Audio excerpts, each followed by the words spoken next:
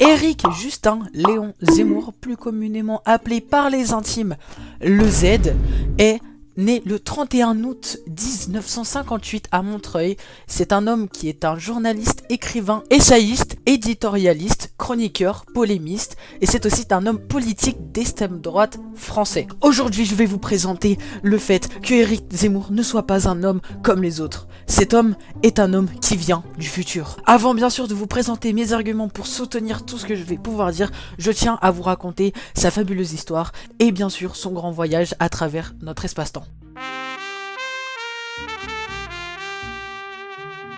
Comme vous l'aurez bien évidemment compris, Éric Zemmour n'est pas un homme comme les autres.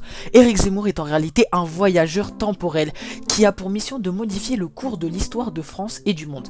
Il a été envoyé depuis le futur où la civilisation occidentale est en déclin, par une organisation secrète nommée la Résistance, qui cherche à restaurer la grandeur de la France et de l'Europe. Il dispose pour cela d'une machine à voyager dans le temps qu'il dissimule dans sa mallette. Il a commencé son périple en 1789, où il a participé à la Révolution française, en se faisant passer pour un journaliste nommé Camille Desmoulins. Il a ainsi contribué à renverser la monarchie et instaurer la République. Il a ensuite voyagé en 1815, où il a tenté de sauver Napoléon de la défaite à Waterloo, en lui donnant des informations stratégiques. Il a échoué, mais il a réussi à s'échapper avant d'être capturé par les Anglais. Il a poursuivi son voyage en 1940, où il a rejoint la Résistance française sous le pseudonyme de Jean Moulin. Il a organisé le Conseil national de la résistance et a coordonné ses actions contre l'occupant nazi. Il a été arrêté par la Gestapo en 1943. Il a ensuite atterri en 1968 où il a pris part aux événements de mai 68 en se faisant passer pour un étudiant nommé Daniel Cohn-Bendit.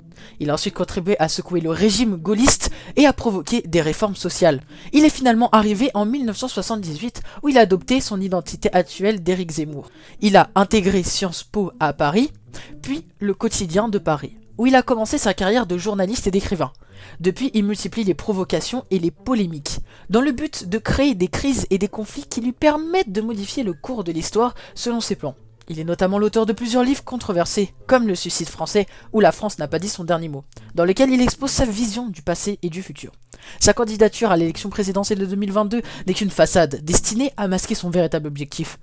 Provoquer une guerre civile en France qui lui permettra de prendre le contrôle du pays et d'accéder à la machine à voyager dans le temps cachée sous l'arc de triomphe. Il compte ainsi retourner dans le futur où il espère trouver une France et une Europe restaurées et triomphantes. Bien sûr, je ne tire pas cela de nulle part, vous pourriez me poser la question, mais où est-ce que tu as eu toutes ces informations? Eh bien, il s'avérait que Éric Zemmour tient un petit journal intime avec une tête de licorne dessus.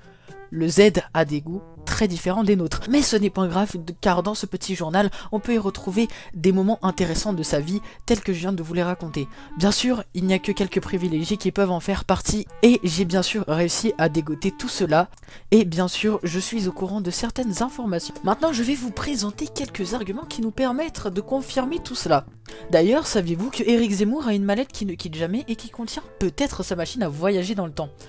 Il a d'ailleurs été surpris en train de parler à sa mallette lors d'une émission de télévision.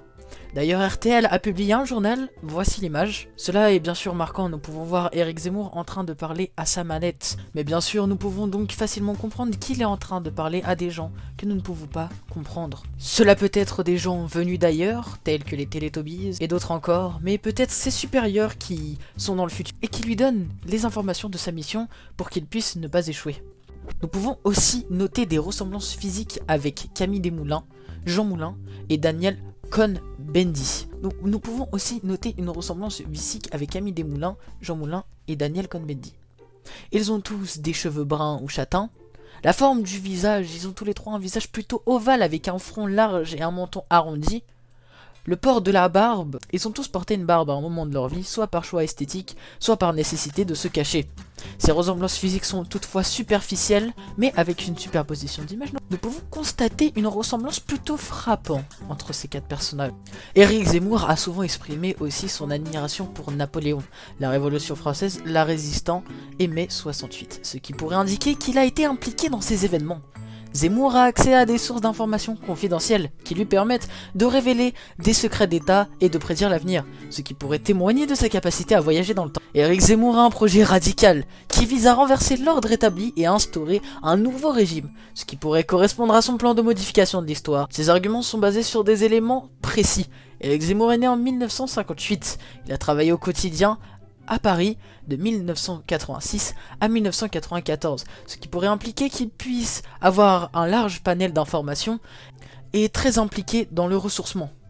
Il a publié Le Suicide français en 2014. Un suicide français, n'est-ce pas une prédiction du futur ?